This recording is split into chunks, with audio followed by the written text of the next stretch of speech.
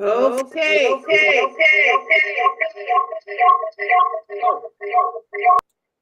I'm sorry. I was like, wait a minute, what did I do? Okay, alhamdulillah. We're back live. We just watched episode 13 on the life of the Prophet Muhammad, sallallahu alaihi wasallam, and it was really an intriguing episode. It's right there in the midst of the Battle of the Trench. We got to see Abu Sufyan and Khalid bin Walid, you know, being approached by Naim.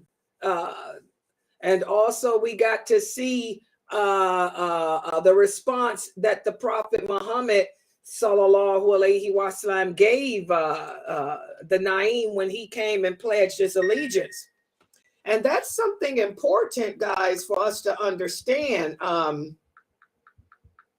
When you're in a position of authority and a position of power like the Prophet Muhammad sallallahu alaihi wasallam was, you know, a lot of people, a lot of the Jews and a lot of the unbelievers, the pagans, were converting to Islam not out of sincerity, but just to infiltrate so they can get information and try to hurt the Prophet sallallahu alaihi wasallam. So that we get to see how intelligent our Prophet Muhammad sallallahu alaihi wasallam was as a general, a war general, a strategist. You know, he told the man, okay, you want to be Muslim? Alhamdulillah, we accept you. Like we said, when a person converts to Islam, three things are sacred: their life, their honor, their property.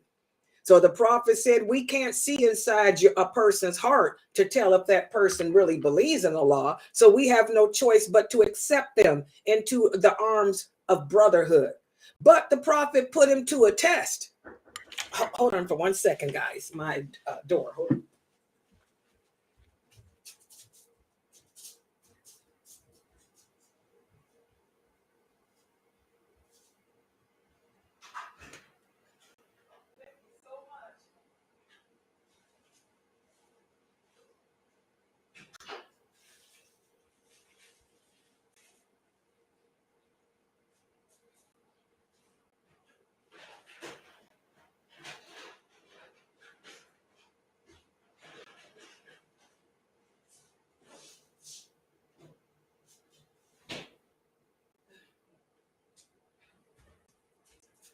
Okay, I'm sorry, you guys know what that was. When my door, people come to my doors for my Starbucks. It's kind of cold out there. Let me take a swig here. Bismillah.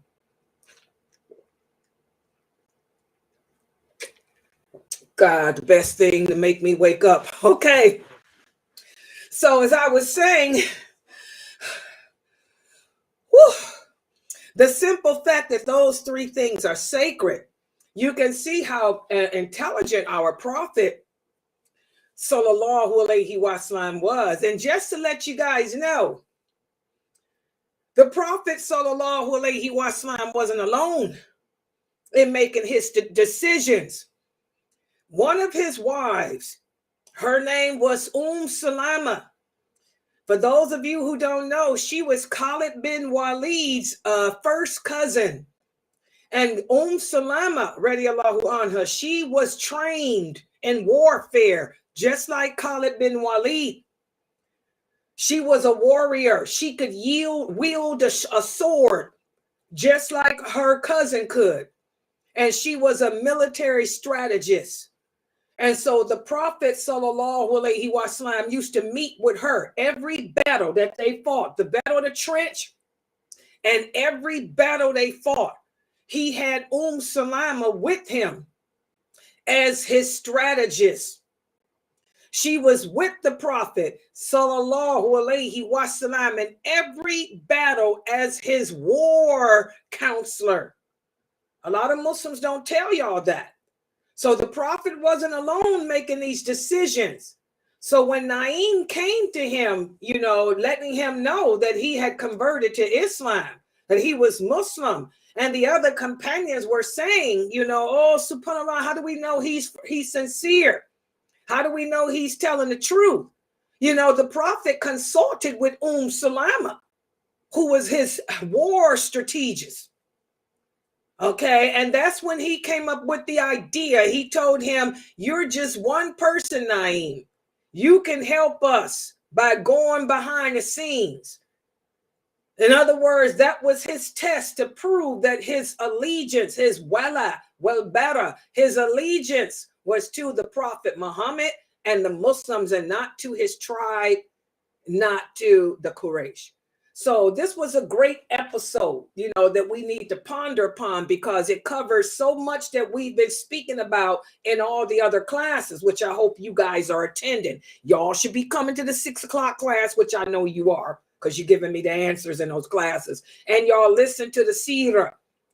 Okay, so let's take a look at the questions I came up with for this episode. Let's see. Wait a minute. Life of the Prophet. I got so much on my desktop because I'm teaching so many classes. You guys have to excuse it. Okay, so this was session. What did I do? Hold on. Go to the beginning, Layla. Oh, wait a minute. I messed up. Okay, this is it. Okay, this is session 13 of season 2. Let's look at the first question here. When Naim came to convert to Islam, what test did the Prophet give him? Did he tell him to go and weaken the Quraysh from within? Or did he have him fight a duel with Ali? Or did he have him pledge an oath to Allah that he was sincere as a Muslim? Which one of them is correct? Go ahead, Yusuf. Can you read that again? Did he tell Naim to go and try to weaken the Quraysh from within? Or did he ask him to fight a duel with Ali? Or did he tell him to swear an oath to Allah that he was sincere in being a Muslim? He did the first one. The first one, y'all agree? Yes. Yes, good job. He told him to go and weaken the Quraysh from within. That was a test. You know, see if you can start some fitna. See if, because he said war is trickery. You know, trickery. You have to be able to, and when it comes to war, we have to do things that we normally wouldn't do.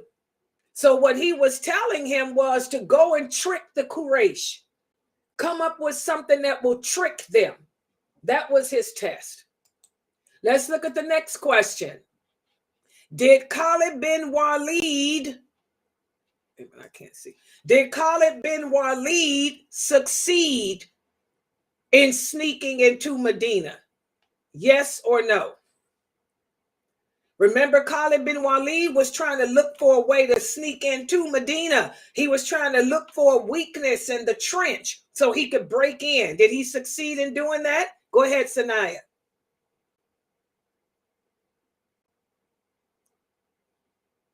Yes. You guys agree with her answer? Yes. Yes, he did. That's how they got in. Yes. You remember Khalid bin Walid? Yeah. Good job. Khalid bin Walid, he was the first cousin to Salama. He was one of the best generals of all time in history. Okay? So he knew how to strategize. And he was the one that came up with the idea to find a weakness in the wall. And he succeeded in doing that. And that's how he got through the trench and got into Medina. Good job. What about this question? What was the first thing that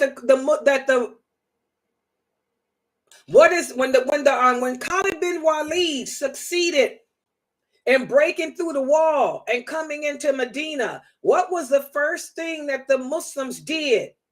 Did they go and protect the home of the Prophet sallallahu alaihi wasallam, or did they hide their money and their women? Go ahead, Tahira. They protect the house of the Prophet. Do you guys agree?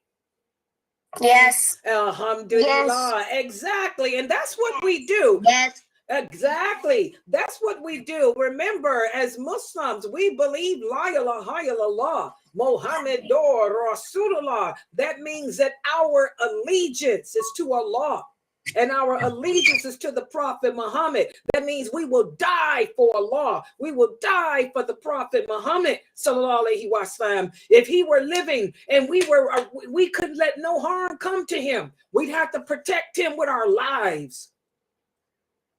Those companions, remember we talked in our class yesterday, our Wala Walbara class yesterday, from the book written by Sheikh Kareem Abu Zaid. Remember, and that's the school, safausa.org. Put your kids in it. It's all about the cheering. Okay, that's what we talked about yesterday. You know, subhanallah, the companions, they understood what Tawheed it is. They understood what it meant to believe in Allah and to have allegiance to the Prophet. They would put their lives in front of the sword and take the bullet for him. Muslims today, we say we love the Prophet Muhammad, but we don't. Those men that shave their beards, I hope your fathers don't. I hope your fathers have a beard, because that's a sign of allegiance, because you will obey the Prophet and obey Allah and everything they say. Allah says a man cannot shave his beard. So you have to have a beard whether you like it or not. Just like we women have to wear a hijab whether we like it or not. Okay, the companions had that allegiance, that well better. So the first thing they did was went to protect the home of the Prophet, sallallahu alaihi wasallam. Next question. So what did Naim do to prove his loyalty? Did he go to the tribe of Qurayza and convince them to have the tribe of Nadir hand over half their men as hostages in good faith? Or did he convince the tribe of Qurayza to just leave the battle completely? Go ahead, Brother Ammar. He convinced them to have hostages as in... MashaAllah, good job. That's what he did. That was a smart, intelligent move that Naim did. Because by having the tribe of Qurayza give some men as hostages to prove their allegiance, he was able to use that to convince the Quraysh that the tribe of Qurayza had turned against them. So that was a strategic move that Naim came up with too. And of course, Allah helped him to think of that. Alhamdulillah. Allah is, whenever our intentions are sincerely for Allah, He will help us to get through the trials of life. Let's talk about that for a minute. We all have hard times. Sometimes your mom will tell you, Dad's having a hard time with the money this month. So we know we promised you that we was going to buy you a new pair of Nike shoes. But times is hard. Daddy's having a hard time rolling the die, trying to bring it in. So, you know, we go through a hardship. You got to go without tennis shoes for another month.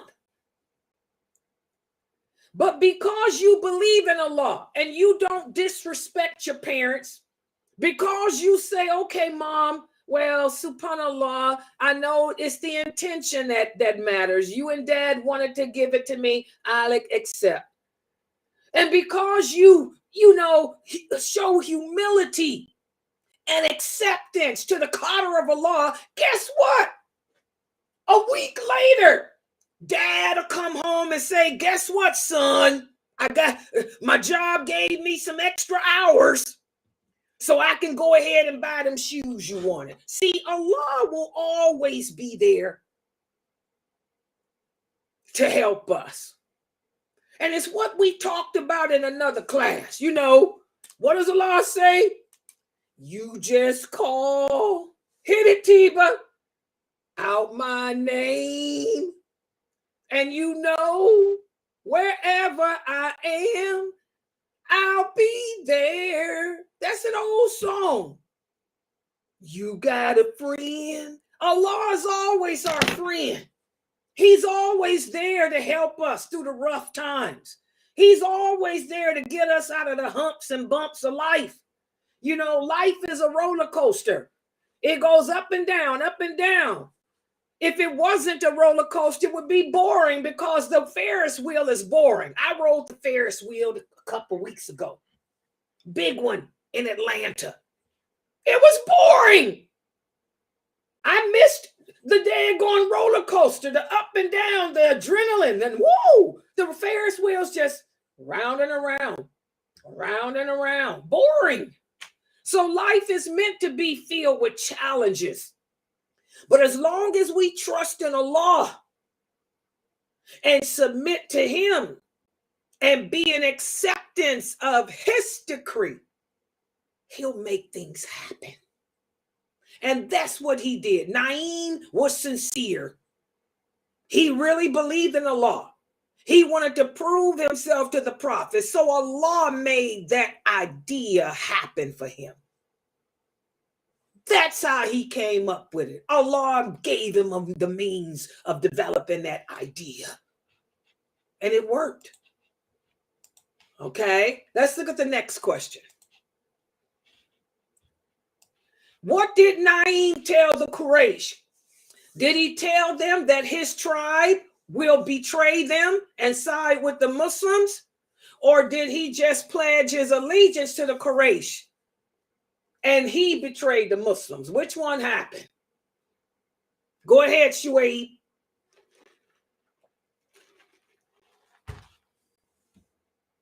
Shuaib, you got your hand up? Okay, Tahir or anybody else? I can't see the screen.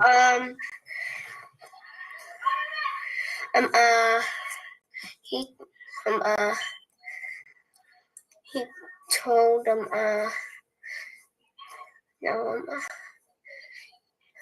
yeah, he told them that his tribe would betray them. Yeah. Y'all agree with his answer? Yes. Alhamdulillah. Exactly. Yeah. That was the strategy he used. After he convinced his tribe to bring forth some men as hostages, he went to the Quraysh and said, guess what? My tribe getting ready to betray y'all because they done sided with the prophet, with the Muslims. Very strategic, very smart move. Okay?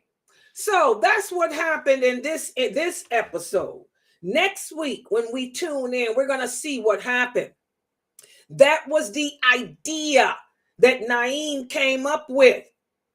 But we have to wait till next week to see how that idea played out. Did the Muslims end up victorious? Or did the Quraysh, led by the great leader, Khalid bin Walid, end up victorious? So we got to tune in for that next week.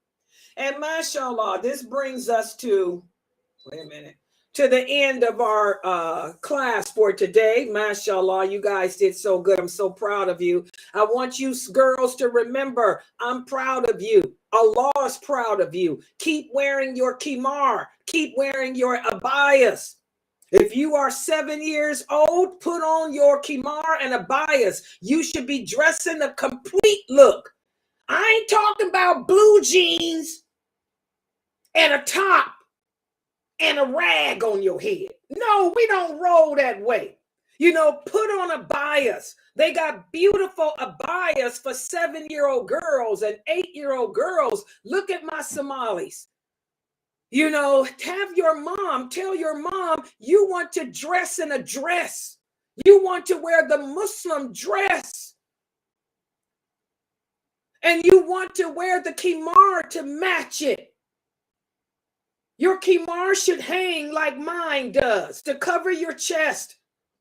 Your abaya should be a dress, a beautiful dress that comes down to the ground, that covers your arms, You will look like a little princess, like Sabrina looks, like Amalia looks, like Tahira looks. You'll look like Layla looks. People will respect you because you'll be a woman of dignity, and you will be a girl under the protection of Allah. The angels assigned to the front of you and the angels assigned to the back of you will spread their wings to protect you against anything that's not meant for you. Dress the part, because when you look the part, that's when you'll act the part. When you dress like a Muslim, you're reminding yourself as to what you are. So you're going to think twice before you speak. You're going to think twice before as to how you treat other Muslims and other people. But if you're dressed like a non-believer with just a pair of blue jeans on, a shirt, and a little rag on your head, no, no, that's not us. You're not representing us. You're not representing those kids in Gaza. You're not representing Islam. You're not representing the Prophet's wives, his granddaughters, because they didn't dress like that. You're not representing Layla. I've never owned a pair of blue jeans in my life. I just thought about that. I'm 62 years old. Do y'all know, Latifah will tell you, I have never in my life wore blue jeans. My mother never let me wear them. Never. I don't even know what a pair of blue jeans feel like. Okay? You shouldn't wear that type of stuff. It's showing the shape of your legs. We don't show the shape. We keep that between us and Allah. Us and Allah. Y'all got it? All right. I want to thank everybody for joining and participating. I want all of you kids to be here for the 6 o'clock class. We have a class at 6 o'clock. We'll be continuing our discussion on Wala wal Better. And also at 7, we got my cousin Mukhtar. Mukhtar will be doing the life of the Prophet Muhammad sallallahu alaihi wasallam. He'll be speaking about the migration and what happened after the migration to Abyssinia. Many of you come from Abyssinia. Many of my Bantus are from Ethiopia and Somalia, that part of Africa, the East Coast. So, mashallah, guys, make sure you're here for Brother Mukhtar's class at 7 too. All right. So I want to thank everybody for joining. Assalamu alaikum wa rahmatullahi wa barakatuhu. Subhanakallahumma wa bihamdika. Ashhadu an la ilaha illa anta. Astaghfiruka wa atubu ilayk. Everybody have a good day. See you back here at 6, inshallah. Ain't she beautiful? She looks like her mother. She's so cute. MashaAllah. Walaikum salam.